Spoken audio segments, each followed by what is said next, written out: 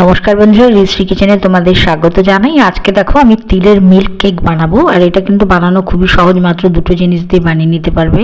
আর এটা মিষ্টিও বলতে পারো এক প্রকারের, এটা কিন্তু খেতে দারুণ হয়। সামনেই তো দোল আসছে, দোল উৎসবে বিভিন্ন ধরনের মিষ্টি আমরা ঘরে বানাই, একবার অবশ্যই এটা বানিয়ে দেখতে পারো, দারুণ লাগে খেতে।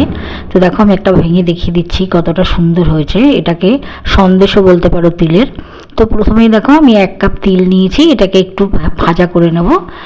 প্রায় মিনিট 2-এর মতো লো ফ্লেমে এটা ভাজলেই হয়ে যাবে। এটার কালারটা যেন চেঞ্জ না হয় সেভাবে কিন্তু ভাজতে হবে, আর ফ্লেমটাকে একদম গ্যাসে লো রেখে দিতে হবে। তো কিছুক্ষণ ভালো করে নেড়েচেড়ে কিন্তু এটাকে ভেজে নিচ্ছি। দেখো বেশিক্ষণ সময় লাগে না, মোটামুটি দেখো আমার ভাজা হয়ে গেছে। আর এটাকে আমি গ্রাইন্ডারে দিয়ে গুঁড়ো করে নেব।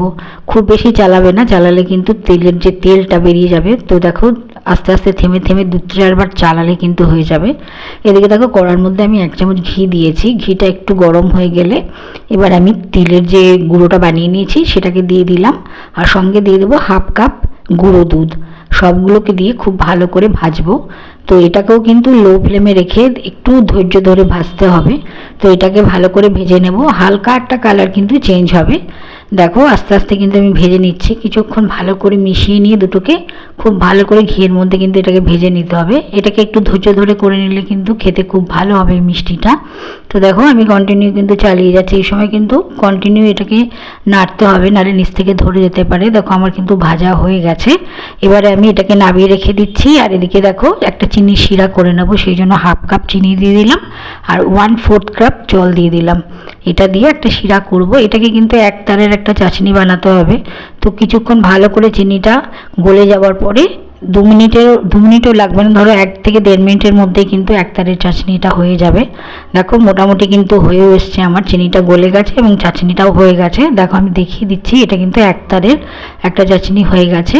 তো দেখো শিরাটা যখন এরকম অবস্থায় আসবে তখন এই গুঁড়োগুলো ঢেলে দেবো, দিয়ে কিন্তু ভালো করে নেড়ে চেড়ে এটাকে বানিয়ে নিতে হবে। তো দেখো একটু মনে হচ্ছে টাইট, কিন্তু আস্তে আস্তে গরম হতে হতে এটা কিন্তু লিকুইডের ফর্ম নেবে। দেখো আস্তে আস্তে গলে গিয়ে কিন্তু দেখতে পাচ্ছ নরম হয়ে গেছে।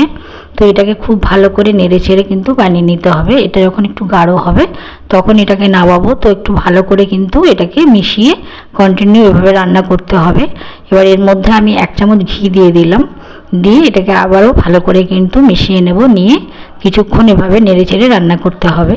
খুব ভালো করে মিশিয়ে নিয়ে কিছুক্ষণের জন্য কিন্তু এটাকে রান্না করে নেবো। আর এটাকে কিন্তু লো ফ্লেমে রেখেই করতে হবে, সব কাজটাই কিন্তু লো ফ্লেমে, না হলে পুড়ে যেতে পারে।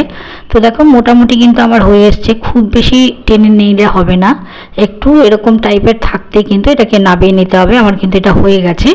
তো আমি এটাকে কী করবো, একটা ডিশের মধ্যে দেখো নিয়ে নিচ্ছি। এইভাবে ডিশের মধ্যে নিয়ে এটাকে একটু ছড়িয়ে ঠান্ডা করতে দিতে হবে।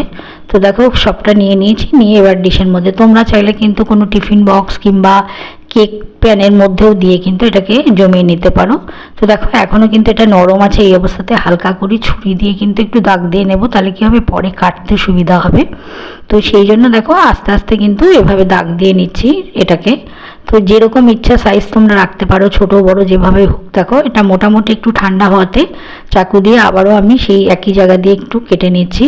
তো তোমরা তোমাদের মতো করে কাটবে। আর বন্ধুরা একটা কথা বলি, আমি এই ভিডিওটা করবো বলে একটু তাড়াতাড়ি এটাকে তুলে নিয়েছি।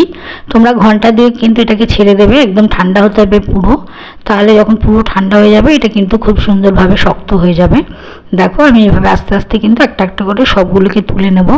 দেখতে পাচ্ছ এটা একটু হালকা নরম আছে। তো দেখো এভাবে আমি সবগুলোকে তুলে নিয়েছি, আর ঠান্ডা হওয়ার পর একদম খুব সুন্দর সেট হয়ে গেছে। তো বন্ধুরা ভিডিওটা ভালো লাগলে অবশ্যই একটা লাইক করো, আর আমার চ্যানেলটাকে সাবস্ক্রাইব করো। আবার দেখা হবে নতুন আরেকটা রেসিপি নিয়ে আগামী পর্বে। আজকের মতো বিদায় নিচ্ছি, ভালো থেকো, নমস্কার।